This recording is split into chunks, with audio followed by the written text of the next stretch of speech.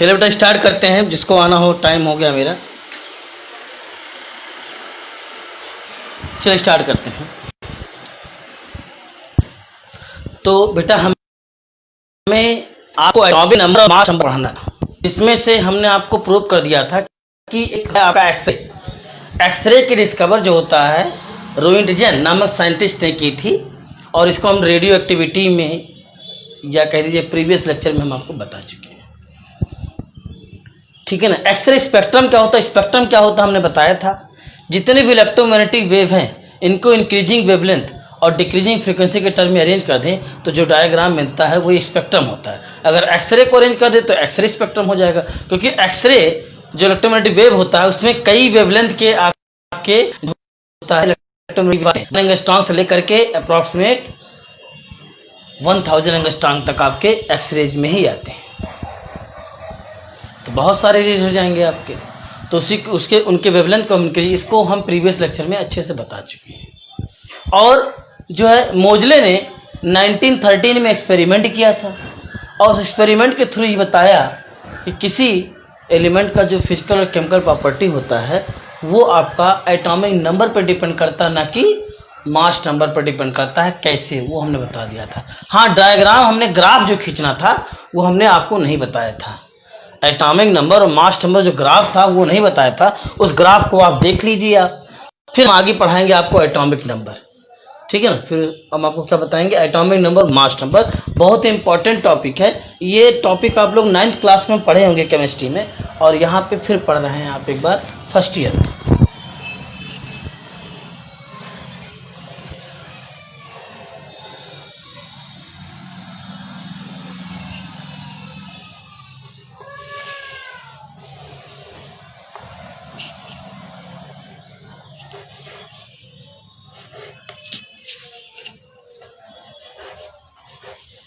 ये फ्रीक्वेंसी है,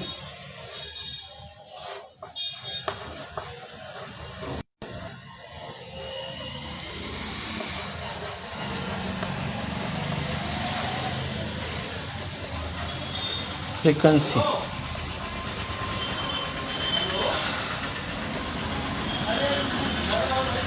ये आपका एटॉमिक नंबर है।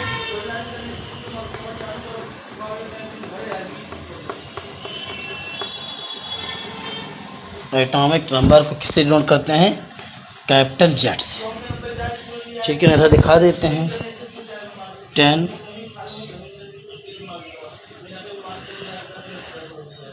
20 30 40 50 60, ठीक है ना, और 70, ठीक है ना, जो हो गया आपका। अब जब एटॉमिक नंबर और फ्रीक्वेंसी में ग्राफ खींचते हैं तो बिल्कुल हमको कैसा मिलता है, स्ट्रेट ऐसा।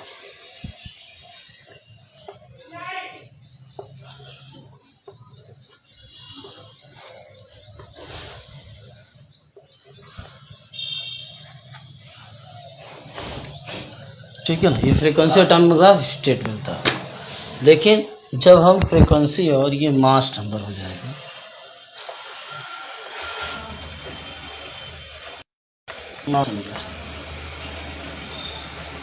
ठीक है ना, मास नंबर किसे नोट करते हैं, कैपिटल ए से। मास नंबर को हम कैपिटल ए से नोट करते हैं। इसमें ग्राफ खींचेंगे, ठीक है ना, तो ये 12 16, ठीक है ना, 20 24 28 32 और 36, ठीक है ना, 12 16 20 24 28 32 और 36, ये मास नंबर है आपका।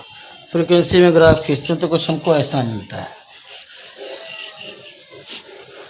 ठीक है ना। इस तरीके से हमको ग्राफ मिलता है, ठीक है ना। ये पॉइंट हो जाएंगे इसके, कहीं कम कहीं ज़्यादा, इस तरीके से हमको मिलता है। ये ग्राफ थोड़ा टेढ़ा मेढ़ा हमको मिल जाता है, ठीक है ना। ठीक है, नोट कर 16 से दिखाया गया आपका। ग्राफ बना लीजिए, फिर आगे बढ़े। ग्राफ बना लीजिए।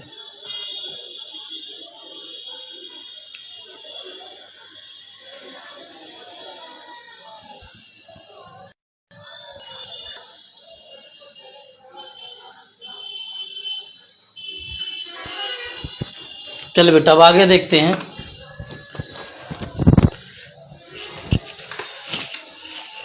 चलिए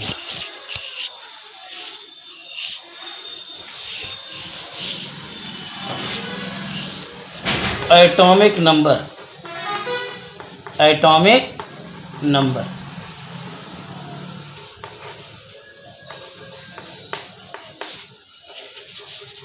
एटॉमिक नंबर, एटॉमिक नंबर को हम कैपिटल रिप्रेजेंट करते हैं। एटॉमिक नंबर होता क्या है, ठीक है ना। तो atomic number it is equal to the number of proton present in the nucleus of an atom. तो जो एटॉमिक नंबर होता है, ठीक है ना, किसी भी एटम के न्यूक्लियस में जितने नंबर ऑफ प्रोटॉन प्रेजेंट होते हैं वही उस एलिमेंट का या आइटम का जो होता है एटॉमिक नंबर होता है। किसी भी एलिमेंट या आइटम के न्यूक्लियस में जितने नंबर ऑफ प्रोटॉन प्रेजेंट होते हैं वही उस एलिमेंट या आइटम का जो है एटॉमिक नंबर होता है, और इसे हम कैपिटल जेड से रिप्रेजेंट करते हैं। अब आप जानते हैं कि आइटम क्या होता है, न्यूट्रल होता है।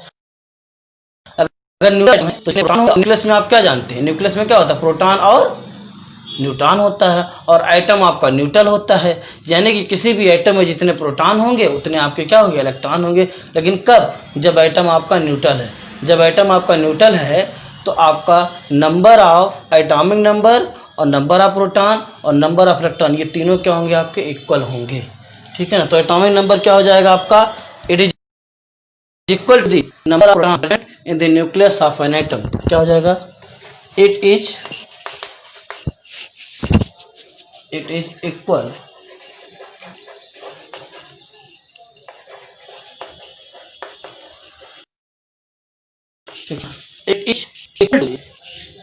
it is equal to the number of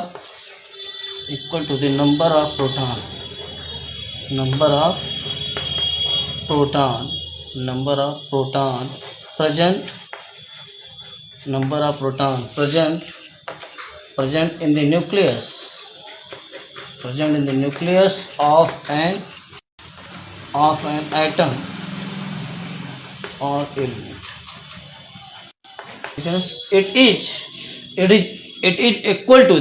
It is equal to the number of proton present in the nucleus of an atom or element। ठीक, तो एटॉमिक नंबर क्या होता है, किसी भी आइटम या एलिमेंट के न्यूक्लियस में जितने नंबर ऑफ प्रोटॉन प्रेजेंट होते हैं एटॉमिक नंबर क्या होता है, उसी के इक्वल होता है, ठीक है ना। एटॉमिक नंबर क्या होता है, उसी के इक्वल होता है, ठीक है। तो फिर it is denoted by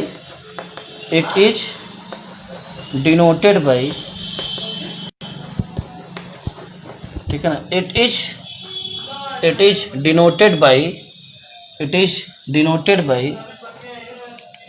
by capital Z. It is denoted by capital Z, ठीक है ना। For neutral item, for neutral item और एलिमेंट, ठीक है ना। किसी न्यूट्रल आइटम और न्यूट्रल एलिमेंट या आइटम के लिए क्या हो जाएगा आपका, बोलिए, एटॉमिक नंबर इक्वल टू क्या हो जाएगा आपका, नंबर ऑफ प्रोटॉन, ठीक है ना। एटॉमिक नंबर इक्वल टू क्या हो जाएगा, number of proton equal to क्या हो जाएगा आपका, नंबर ऑफ इलेक्ट्रॉन, ठीक है ना। अगर कोई आइटम क्या बेटा आपका न्यूट्रल है, ठीक है, एटॉमिक नंबर इक्वल टू क्या हो जाएगा आपका, नंबर ऑफ प्रोटॉन, ठीक है ना। एटॉमिक नंबर इक्वल टू क्या हो जाएगा, number of proton equal to क्या हो जाएगा, नंबर ऑफ इलेक्ट्रॉन। अगर आइटम आपका न्यूट्रल है या एलिमेंट आपका न्यूट्रल है तो atomic number equal to number of proton और equal to number of electron ये होगा। अगर इसको हम सिंबल फॉर्म में लिखना चाहें तो क्या हो जाएगा, जेड इक्वल टू आपका नंबर ऑफ प्रोटॉन को NP और नंबर ऑफ इलेक्ट्रॉन को NE, ये सिंबल फॉर्म में हो जाएगा, ठीक है ना। जेड इक्वल टू क्या हो जाएगा, N P equal to N E, जब आइटम आपका न्यूट्रल होगा। जब आपका आइटम न्यूट्रल होगा तो atomic number equal to number of proton equal to number of electron. Note कीजिए, फिर आगे देखते हैं। अब आगे में इसको ये चीज रखते हैं कि ठीक है ना, आपका हमने न्यूक्लियन एक वर्ड बताया था, न्यूक्लियन। इलेक्ट्रॉन और प्रोटॉन और न्यूट्रॉन को हम क्या कहते हैं, न्यूक्लियन। प्रोटॉन और न्यूट्रॉन को हम क्या कहते हैं, न्यूक्लियन। जो न्यूक्लियस में पार्टिकल्स होते हैं उसी को क्या कहते हैं, न्यूक्लियंस। न्यूक्लियन पार्टिकल न्यूक्लियस में होते हैं उसी को हम क्या कहते हैं, न्यूक्लियन, ठीक है ना। जो पार्टिकल्स आइटम के न्यूक्लियस में होते हैं उसी को हम क्या कहते हैं, न्यूक्लियन। और किसी भी आइटम के न्यूक्लियस में क्या होते हैं, प्रोटॉन और न्यूट्रॉन, ठीक है। आगे देखते हैं अब, ठीक है ना। वेर एनपी क्या हो जाएगा आपका, number of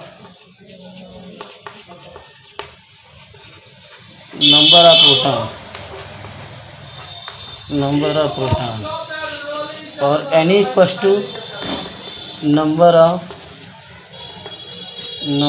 electron,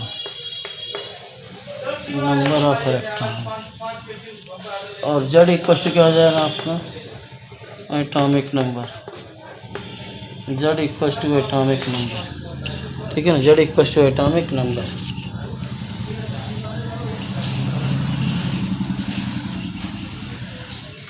Z equal to atomic number.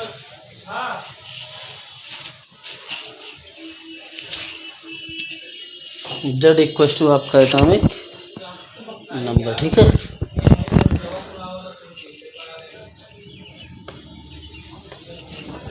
अब आपका जब आइटम आपका न्यूट्रल नहीं है, मतलब आइटम आपका न्यूट्रल नहीं है, तो किसी भी आइटम पे टू टाइप्स के चार्ज हो सकते हैं, positive charge and negative charge, ठीक है ना। किसी भी आइटम पर आपके टू टाइप्स के चार्ज होते हैं, positive charge and negative charge, ठीक। पॉजिटिव चार्ज हम क्या कहते हैं, नेगेटिव चार्ज कहते हैं एनायंस, ठीक है। तो फॉर आयनिक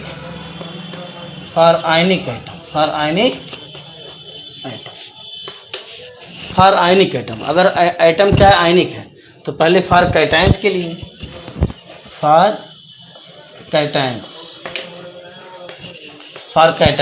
का मतलब क्या होता है, पॉजिटिव चार्ज, ठीक है ना। तो आपका जो है Na+, ठीक, Na+। तो आप जानते हैं कि जो सोडियम आइटम है इसका एटॉमिक नंबर 11 होता है और मास नंबर कितना होता है, 23, ठीक है ना। तो Na+ है, तो Na+ का मतलब क्या होता है, जब भी कोई आइटम इलेक्ट्रॉन को रिमूव करता है तो उस पर पॉजिटिव चार्ज आता है, और जब भी कोई आइटम इलेक्ट्रॉन को गेन करता है तो उस पर कैसा चार्ज आता है, आपका नेगेटिव। यानी कि जितने इलेक्ट्रॉन रिमूव करेगा उतने पॉजिटिव, जितने इलेक्ट्रॉन गेन करेगा उतने आपका नेगेटिव आएगा आपका, ठीक है ना। तो आपका इलेक्ट्रॉन रिमूव कर रहा है वो इलेक्ट्रॉन, तो क्या हो जाएगा आपका Na+, क्या हो जाएगा आपका,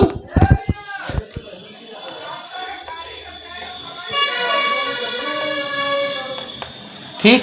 तो अब आपका जो है सोडियम का एटॉमिक नंबर 11 है, यानी कि atomic number 11, number of proton भी 11 होगा, लेकिन नंबर ऑफ इलेक्ट्रॉन 11 तब होता जब आपके सोडियम आइटम पर कोई चार्ज नहीं होता।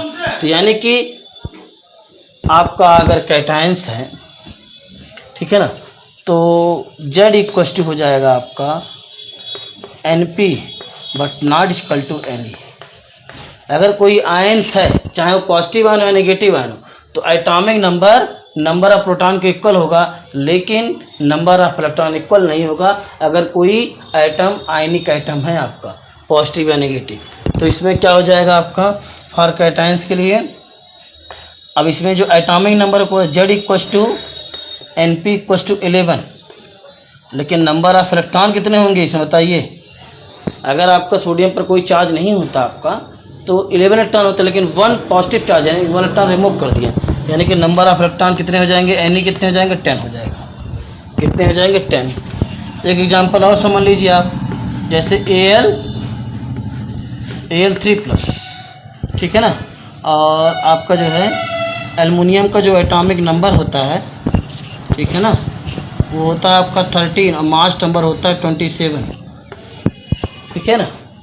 तो क्या हो जाएगा आपका, इसका एल्युमिनियम का जो है atomic number 13, number of proton भी कितना हो जाएगा आपका 13, लेकिन नंबर ऑफ इलेक्ट्रॉन कितने होंगे आपके, एल्युमिनियम पर 3 पॉजिटिव, यानी कि 3 इलेक्ट्रॉन से रिमूव कर दिया। तो जब एल्युमिनियम आइटम था तो इसके पास 13 इलेक्ट्रॉन थे, अब 3 इलेक्ट्रॉन इसने रिमूव कर दिया तो कितने बचे इसके पास 10 इलेक्ट्रॉन। ठीक है, यानी =10। तो ये आपका जो है फॉर कैटायंस के हो गया। इसी प्रकार हम फॉर एनायंस के लिए देख लेते हैं। ठीक है ना, कैटायंस का मतलब पॉजिटिव चार्ज हो, एनायंस का मतलब इस पर नेगेटिव चार्ज हो। ये आपका कैटायंस के लिए हो गया आपका। ठीक है ना, इसी प्रकार हम एनायंस के लिए देख लेते हैं। फॉर एनायंस के लिए, फॉर एनायंस, ठीक है ना, फॉर एनायंस, एनायंस का मतलब क्या होता है, जिस पे नेगेटिव चार्ज हो। ठीक है ना, हम चलिए एक एलिमेंट लेते हैं Cl-, क्लोरीन जो आपका एटम है इसका एटॉमिक नंबर 17 और मास नंबर 35.5। क्लोरीन जो है आपका एक एलिमेंट, इसका एटॉमिक नंबर 17 और मास नंबर 35.5। यहाँ Cl- है तो Cl- में यानी कितना इलेक्ट्रॉन गेन किया, 1 इलेक्ट्रॉन गेन किया है। तो यानी कि जो atomic number equal number of proton होगा आपका वो Cl- में वो 17 होगा। क्लोरीन जो Cl- है उसका एटॉमिक नंबर कितना होगा आपका 17 और नंबर ऑफ प्रोटॉन भी क्या होंगे 17, लेकिन नंबर ऑफ इलेक्ट्रॉन कितना होगा आपका। जब आपका क्लोरीन आइटम होता तो क्लोरीन में 17 इलेक्ट्रॉन होते, लेकिन Cl- है यानी कि इलेक्ट्रॉन और गेन कर लिया तो 17 + 1 कितना हो जाएगा आपका 18 इलेक्ट्रॉन। ये आंसर हो गया। ठीक, तो इस तरीके से अगर कोई आयनिक आइटम है या आयनिक स्पीसीज है, ठीक है ना, आयनिक आइटम है तो एटॉमिक नंबर इक्वल टू क्या हो जाएगा, नंबर ऑफ प्रोटॉन होगा but not equal to number of electron. हम आपको यही समझाने की कोशिश कर रहे थे, तो नोट कर लीजिए। तो एटॉमिक नंबर आपका जो है फिनिश हो गया आपका। ठीक है ना, इसको बना लीजिए। अब हम पढ़ते हैं next topic mass number. Next topic हम पढ़ते हैं मास नंबर। नेक्स्ट टॉपिक मास नंबर।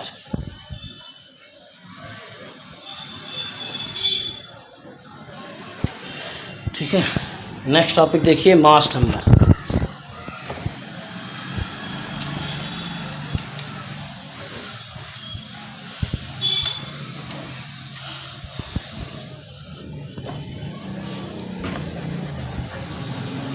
मास नंबर,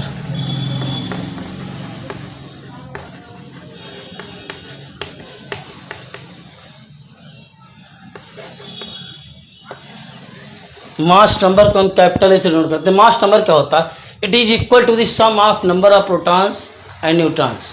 ठीक है ना, मतलब न्यूक्लियनों के सम को, न्यूक्लियन का मतलब प्रोटॉन्स और न्यूट्रॉन्स, तो प्रोटॉन्स और न्यूट्रॉन्स के सम को ही हम क्या कहते हैं, मास नंबर कहते हैं। क्या कहते हैं, मास नंबर। ठीक है ना, it is equal to the sum of, ठीक है ना, it is equal to the sum of the number of protons and neutrons. ठीक है ना, और जो होता है मास नंबर जो होता है, तो यानी कि atomic number equal, mass number equal to क्या हो जाएगा आपका, number of protons plus number of neutron. ये फार्मूला होगा। मास नंबर को हम कैपिटल ए से डिनोट करते हैं, तो mass number equal to number of proton plus number of neutron. ठीक है ना, वेर ए क्या है आपका, mass number, mass number of atom. ठीक है ना, और आपका एनपी क्या है आपका, number of proton, number of proton है आपका, और एनएन क्या है आपका, ये number of electron, number of electron. NP number of proton और एनएन क्या हो जाएगा आपका, नंबर ऑफ इलेक्ट्रॉन हो जाएंगे। ठीक है, मास नंबर को कैपिटल ए से, मास नंबर को कैपिटल ए से नोट करते हैं, तो क्या हो जाएगा, it is equal to the sum of number of. ठीक है, देखिए it is equal to the, ठीक है ना, it is equal to the, equal to the, it is equal to the sum of, it is equal to the sum of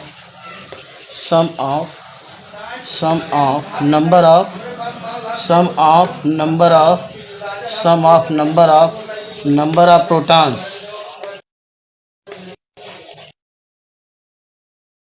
ठीक है ना, it is equal to the sum of number of protons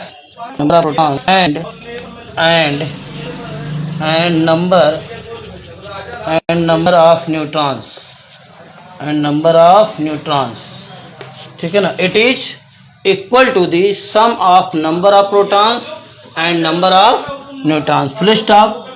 It is denoted by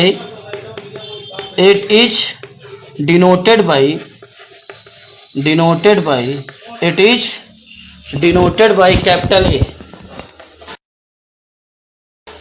it is denoted by capital A, ठीक, it is equal to the sum of number of protons and number of neutron, it is denoted by capital A, इसे capital A से denote करते हैं। तो ए equal to क्या हो जाएगा, number of protons plus number of neutron, where A क्या है, मास नंबर ऑफ एटम, और एनपी क्या है, नंबर ऑफ प्रोटॉन, और एनएन क्या है, नंबर ऑफ इलेक्ट्रॉन आपका है, ठीक है ना, ठीक है ना, नंबर ऑफ इलेक्ट्रॉन है आपका, ठीक है। अब बेटा देखते हैं आगे, हम नोट कर लिए तो फिर आगे बताएं, नोट कर ले, इसको इक्वेशन 1 कर लीजिएगा, इक्वेशन 1 कर दीजिए, इसको इक्वेशन 1 कर दीजिए, ठीक है।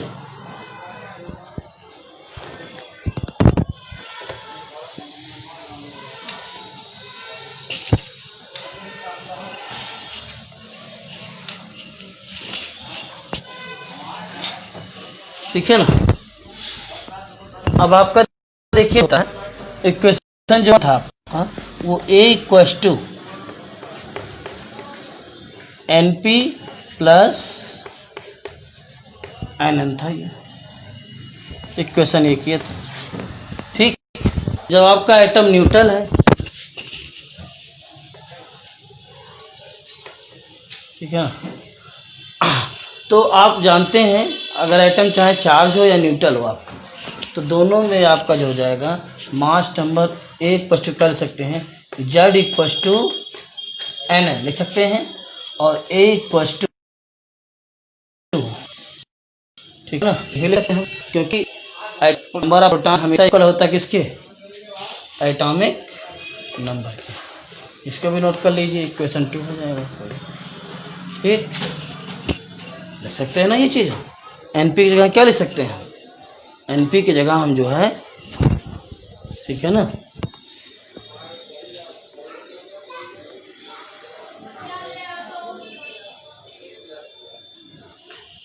ठीक, एनपी की जगह जो है हम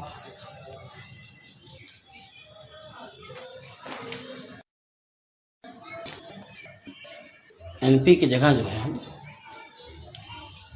जेड लिख सकते हैं, ठीक है ना, ये 2 हो गए आपके, ठीक। अब न्यूक्लियन क्या होता है, protons and neutrons are collectively known as nucleons, इसको भी नोट कर लीजिए टिप्स में।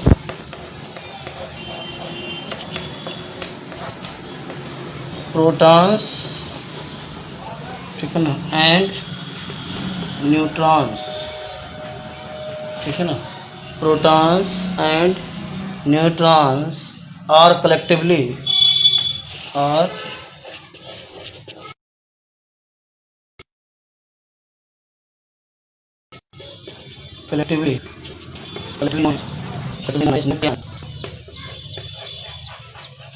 ठीक है ना, protons and neutrons are collectively known as nucleons, ठीक है ना,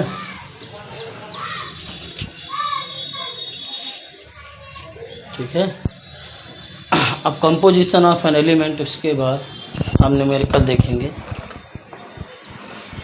हो गया तो आगे बढ़ें, नोट हो गया, आगे देखते हैं।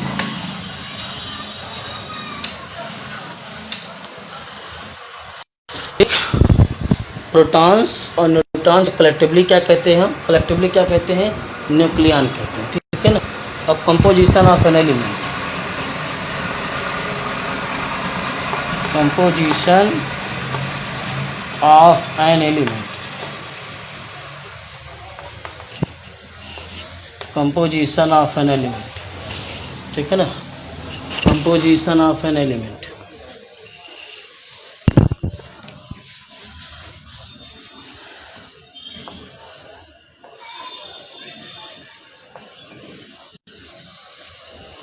ठीक है ना, composition of an element, composition of an element,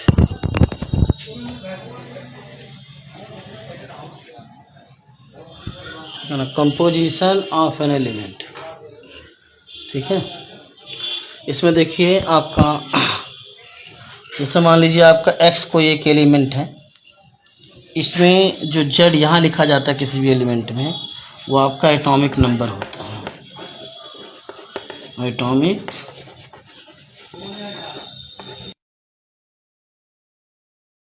number होता है, उसमें लिखा जाता है वो मास नंबर होता है, उसको हम कैपिटल ए से नोट करते हैं। जैसे मान लीजिए आपका है सोडियम 11, तो ये क्या हो गया आपका मास नंबर, ये क्या हो गया आपका एटॉमिक नंबर हो गया आपका, ठीक है ना। तो mass number A, mass number capital A, ठीक है ना, एंड एटॉमिक नंबर, ठीक है, N atomic number capital Z, N atomic number capital Z is generally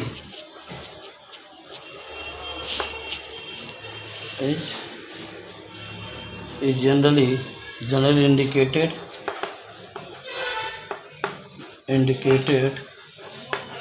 as soon, indicated, ठीक है ना, indicated as soon below, indicated as soon below, ठीक है, नीचे कर लीजिएगा। ये हो गया आपका, ठीक है। अब हमें पढ़ना आइसोटोन और आइसोटोन,